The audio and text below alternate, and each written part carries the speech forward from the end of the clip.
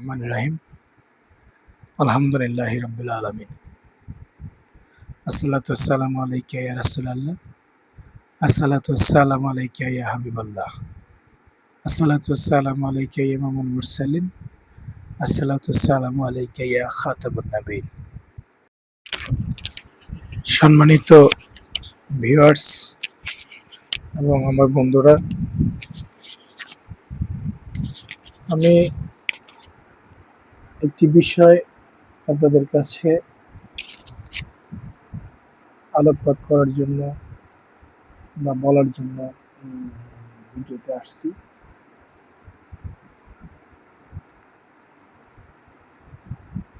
বাংলাদেশে বিভিন্ন সময় বিভিন্ন জায়গায় ধর্মীয় যে দলগুলো আছে বা ধর্মীয় যে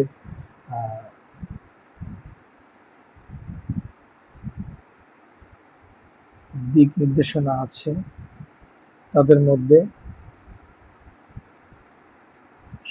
এই মুষ্টিমেয় কয়েক বছর আগে, 20-25 বছর আগের থেকে বাংলাদেশে আহলুল হাদিস নামে একটি ফিরকা, মানে আগের থেকে ছিল, তবে ইদানিং আরো বেশি হচ্ছে।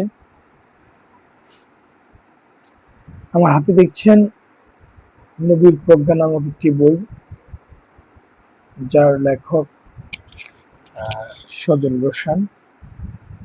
উনি এই নবীর প্রজ্ঞা বইয়ে আহলুল হাদিসের যিনি লিডার বা গডফাদার, যাকে বলা হয় আহলে হাদিসদের মেইন, যিনি, যার মাধ্যমে পৃথিবীতে সর্বপ্রথম আহলে হাদিসদের ব্যক্তি প্রচার হয়, ওনার সম্পর্কে এখানে কিছু তথ্য দেওয়া আছে। আসুন আমরা সেই তথ্যটা জেনে নিই।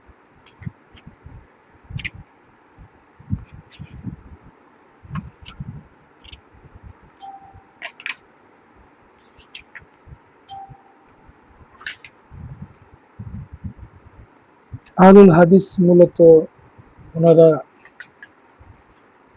কোরআন এবং বলে থাকে তারা সহিহ হাদিস, মানে যে হাদিসগুলো তারা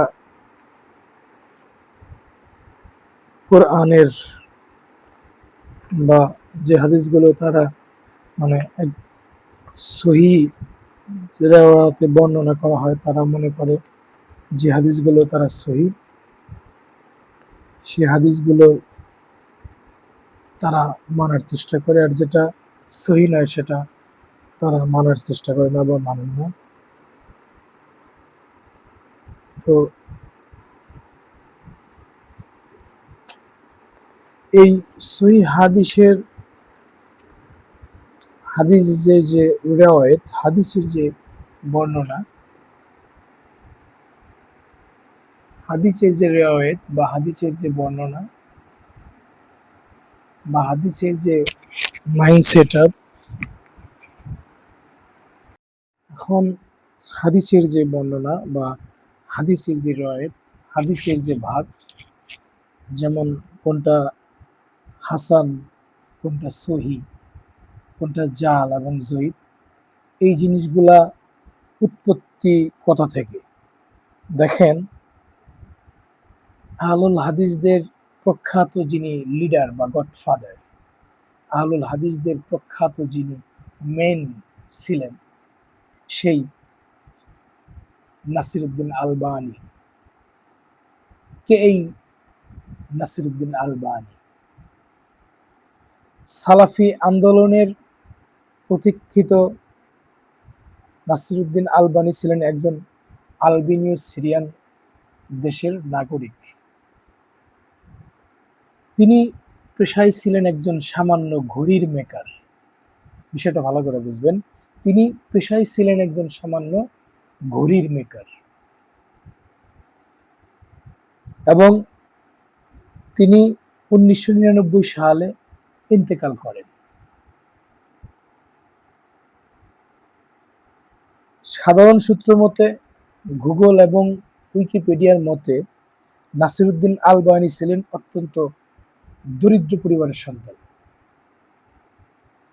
পরবর্তীতে তিনি কাঠমিস্ত্রি কাজ করেন এবং ঘড়ির মেকারের কাজ করেন। উল্লেখযোগ্য কোনো প্রাতিষ্ঠানিক শিক্ষার বিবরণ উইকিপিডিয়া এবং গুগল থেকে বা তার জন্মসূত্র থেকে পাওয়া না গেলেও তিনি সিলসিলা আহাদুস-সোহা সহিয়া এবং সিলসিলাহে আহাদুস-সোলা জুলাফা নামক দুইটি বিখ্যাত গ্রন্থ লেখেন, যেখানে এই দুইটা গ্রন্থের মধ্যে উনি নিজে সহিহ, তাহকিক, তাজরিদ, হাদিস, জাল, জয়ীব এই বিষয়গুলোর নাম উনি আনেন। তার গ্রন্থের মধ্যে সর্বপ্রথম উনি এই নামগুলো আনেন। এখন এই নাসিরউদ্দিন আলবানী উনি তার এই দুইটা গ্রন্থের মধ্যে সর্বপ্রথম এই নামগুলা আনেন। তো আমার প্রশ্ন হলো, যারা নাসিরউদ্দিন আলবানীকে ভালোবাসেন, যারা আহলুল হাদিসের মতদর্শ অনুসরণ করেন বা যারা আহলুল হাদিস বলে নিজেকে দাবি করেন, আপনাদের কাছে আমার প্রশ্ন, যে ব্যক্তি তার ব্যক্তিগত জীবনে উনি কোনো প্রাতিষ্ঠানিক দিক দিয়ে যার কোনো ডিগ্রি নেই, উনি ধর্ম সম্পর্কেও কোনো পাণ্ডিত্য অর্জন করেন নাই, এমন একটি লোক উনি সাধারণভাবে সংক্ষিপ্তভাবে পিএইচডি হোল্ডার না হওয়ার কারণেও উনি সাধারণ জ্ঞানে জ্ঞাননিত হইয়া দুইটা কিতাব লিখলেন, যে কিতাব দুইটার নাম সিলসিলাহা আহাদুস সাহি সহিয়া এবং সিলসিলা আহাদুস সাহি সুয়াফা। এই দুইটা গ্রন্থ উনি কোনো মতন ভাবে লিখলেন, লেখা ওখানে জাল, জয়ীব, তাহকিক, বর্ণনাকারী, এই হাদিস, জাল, জয়ীব এই শব্দগুলো এই বইয়ের মধ্যে আনলেন। এখন আমার প্রশ্ন, একজন ঘড়ির মেকার, একজন দরিদ্র ফ্যামিলির লোক নাসিরউদ্দিন আলবানী, উনি তার গ্রন্থের মধ্য দিয়েই এই হাদিসকে জাল বললেন, এই হাদিসকে সহি বললেন, এই হাদিসকে উনি তাহকিক, বর্ণনাকারী ঠিক নাই। এখন আমার প্রশ্ন, যার ধর্মীয় দিক দিয়ে অনেক শিক্ষা নাই, যিনি শিক্ষিত না, যিনি অল্প বিদ্যায় বিদ্বান, উনি কেমনে আমার দয়াল নবীজির সাহাবীদের হাদিসকে এটা জাল, এটা জয়ীব এগুলা বলে দিল? আর এই বিষয়গুলা পরবর্তীতে যারা আহলুল হাদিস দাবিদার করতেছেন, তারা মানতেছেন যে এটা জাল, এটা জয়ীব। ভাই, আপনার দলের যিনি প্রতিষ্ঠাতা, তারই তো শিক্ষাগত যোগ্যতা নাই, তারই তো প্রাতিষ্ঠানিক কোনো শিক্ষা নাই, তারই তো কোনো এলেম নাই, তারই তো কোনো ডিগ্রিধারিতই নাই, না তিনি ইসলামী বিদ্যায় বিদ্বান, না তিনি জেনারেল বিদ্যায় বিদ্বান, উনি তো কোনো বিদ্যানই বিদ্বান না।